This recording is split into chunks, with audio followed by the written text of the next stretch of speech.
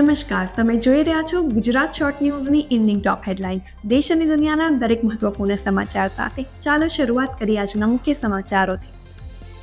જૂનાગઢના દામોદર કુંડમાં મગરની એન્ટ્રી, વિશાળકાય મગર દેખાતા શ્રદ્ધાળુઓ ચિંતિત. મથુરામાં નંબર પ્લેટ વગરની થારનો કારસો, પેટ્રોલ ભરાવી રૂપિયા ચૂકવ્યા વગર ચાલક ફરાર થઈ ગયો હતો.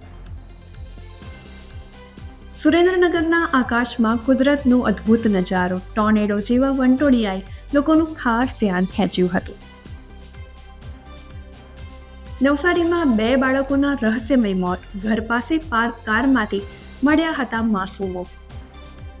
દમણના દરિયા કિનારે 2 જૂથ આમને સામને, નશાની હાલતમાં મારામારી થતા પ્રવાસીઓમાં દોડધામ મચી ગઈ હતી. અમદાવાદમાં લોડિંગ વાહન આગની લપેટમાં, સમયસર ફાયર બ્રિગેડ પહોંચતા મોટી દુર્ઘટના ટળી હતી.